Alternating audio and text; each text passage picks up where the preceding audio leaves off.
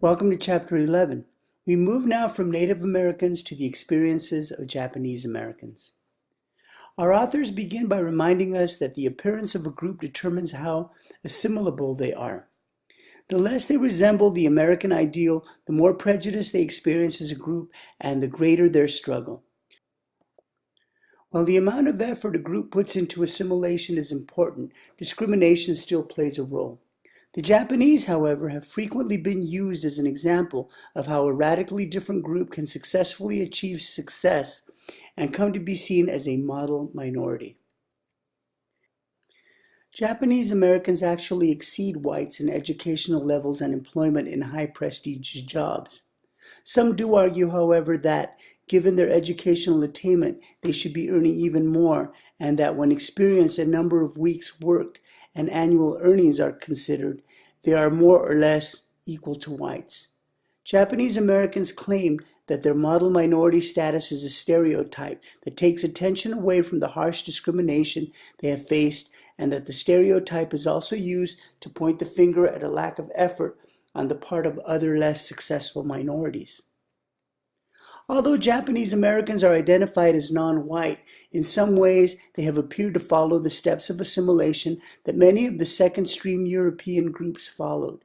They are still visible as a group, and they themselves question their place in American society.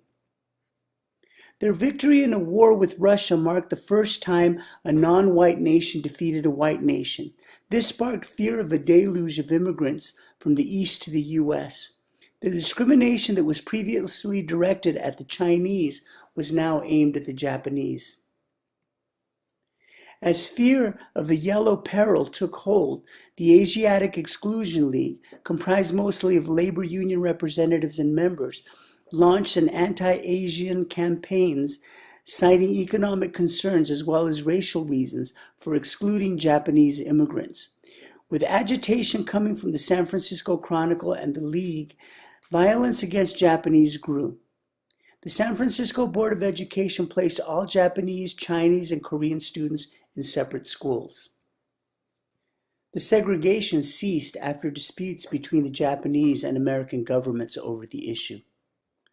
President Theodore Roosevelt issued an executive order limiting the numbers of Japanese who could enter the U.S. This led to the Gentleman's Agreement. The agreement banned immigration of Japanese laborers to the U.S. and rescinded the segregation order of the San Francisco School Board in California, which had humiliated and angered the Japanese. The Picture Bride invasion was another issue that brought an amount of tension between the Japanese and the whites. While the Gentleman's Agreement allowed the wives of Japanese immigrants into the U.S., picture bride marriages became more and more common among the single male immigrants. Photos were exchanged, marriages occurred by proxy, and the new bride sailed for the U.S. This was not in accordance to the Gentleman's Agreement. Issues of immigration have created some differences between generations among the Japanese Americans. The Issei arrived before the exclusion of 1924. They were the first generation. The second generation, the Nisei, were born in America and reached adulthood before World War II. The Sansei, the third generation, were born after World War II. The Yansei, the fourth generation, are their children. The Issei still managed to develop strong communities despite the exclusionary immigration policies. Their family values and their academic focus and work ethic led to occupational success. Their communities were strong partly due to the fact that they tended to gravitate toward people from their same provinces in Japan, the Kinjankai. Thus, they were able to support each other in various ways and keep elements of their culture intact. The Kinjinkai sponsored a form of financial support known as Tanomoshi. This was a banking system that pooled the funds of the community and loaned it to members on trust. Their associations went a long way in enabling them to maintain their traditions and resisting the various forms of assimilation. Their Japanese language schools are an example of their focus on education and their drive to maintain their heritage. Their success led to fears that they would gradually acquire all of the farming land in California. The Alien Land Law of 1913 prevented those ineligible for American citizenship from acquiring land. The law was modeled after the first U.S. Naturalization Act, written in 1790, that limited citizenship to any free white person. In the 1922 case of Ozawa versus the United States, the Supreme Court ruled that Ozawa was not white and therefore not eligible for citizenship, and hence not able to acquire land.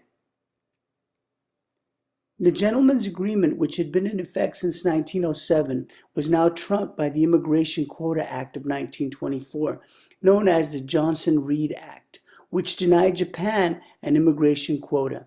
Immigration of Japanese was at a standstill, and the Issei were still non-citizens at this point.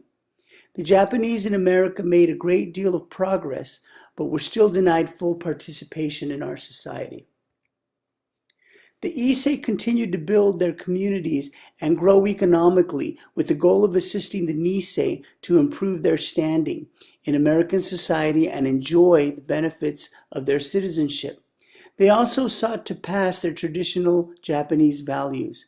The Japanese American Citizens League represented the determination of the Nisei to take their place in American society and mobilize the Japanese Americans to vote and elect Japanese Americans to office. They also worked hard to gain citizenship for the Issei. After the Japanese attack on Pearl Harbor, President Roosevelt issued Executive Order 90066 in 1942.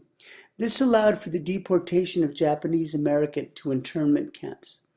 Fear of attack and sabotage led to the removal of Japanese Americans, citizens or not, from the entire West Coast and other prohibited areas.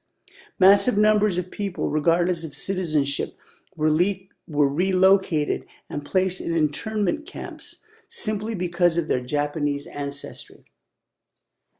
The relocated Japanese Americans were assured that the government recognized their rights. They were expected to support themselves in the camps by farming and to serve as model communities. Conditions were poor in the camps, to say the least, and movement was restricted by armed guards and barbed wire fences. As tensions grew in the camps, it was decided that loyal evacuees would be resettled outside the camps as soon as possible. A program of clearance and recruitment was implemented after a decision to allow Nisei to enlist in the armed forces. They were invaluable in many capacities, including roles in the Pacific Theater as interpreters, codebreakers, and translators. They compiled an outstanding battle record. Japanese Americans in the internment camps focused their attention on the loyalty oath required for their military recruits, where they were required to, quote, swear to abide by the laws of the U.S. and to take no action which would in any way interfere with the war effort of the U.S., unquote. This fostered the resentment of loyal Japanese American citizens. Our textbook next outlines some legal battles that were fought at the time. Hirabayashi versus the United States centered on the curfew order that applied only to those of Japanese ancestry. The Supreme Court ruled that it might be unconstitutional but necessary given the great danger of the time. In Korematsu versus the United States, the constitutionality of the evacuation of the Japanese Americans from the West Coast was upheld, although the decision was not unanimous.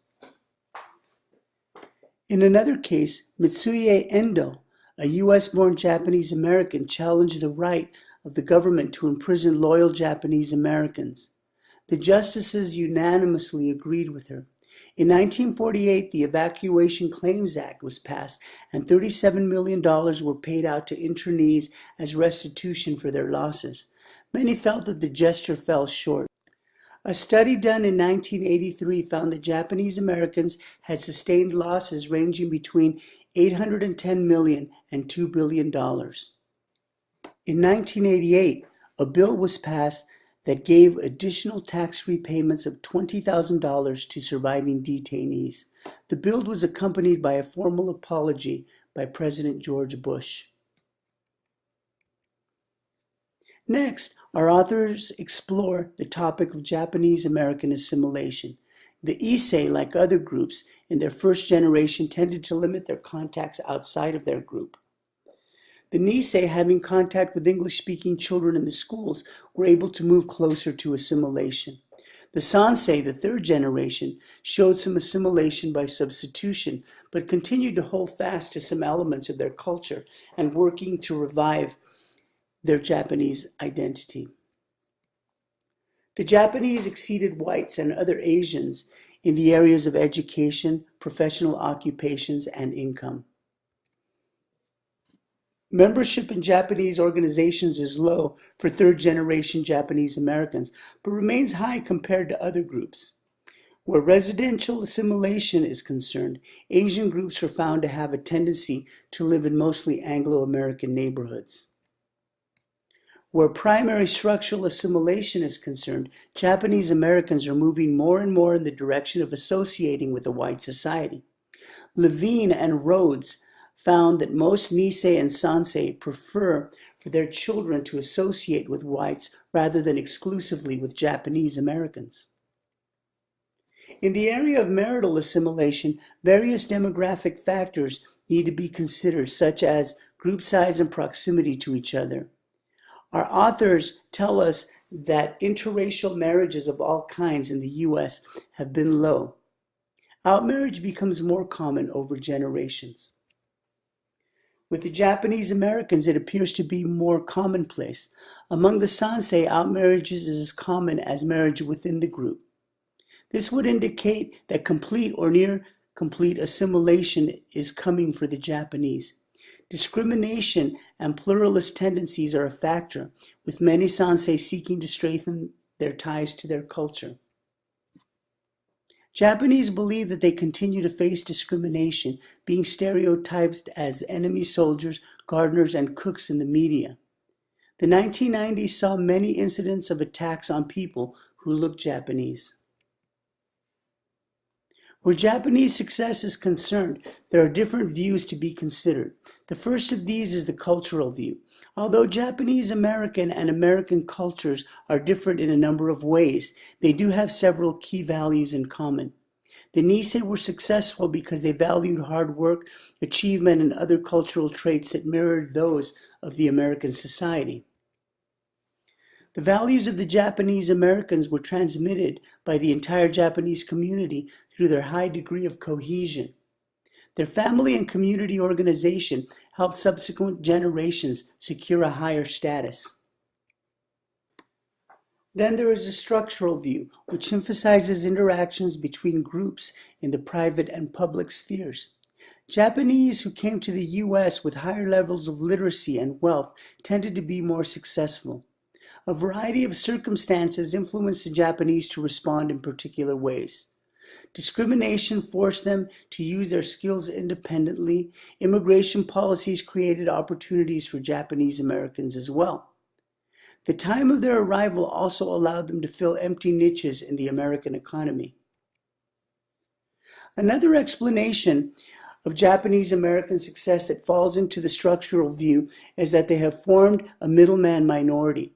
They were able to achieve considerable economic success, which kept them from holding an extreme subordinate status in society. This was made possible by their sense of community and their cooperation. Some attribute the success of Japanese Americans to the formation of a type of ethnic economy known as an ethnic enclave. These enclaves organized their businesses to function solely within the group, with jobs occupied by their own group members. When the Issei began to attain higher levels of education, they were torn between their loyalty to their community and their drive to move upward within the mainstream society. The Japanese Americans exemplified the importance of the role of culture in the success of a group in our society. They show us that being different from the mainstream culture need not always be a disadvantage. The Japanese are frequently held up and stereotyped as the model minority. They have shown us that a group can come to America and be successful.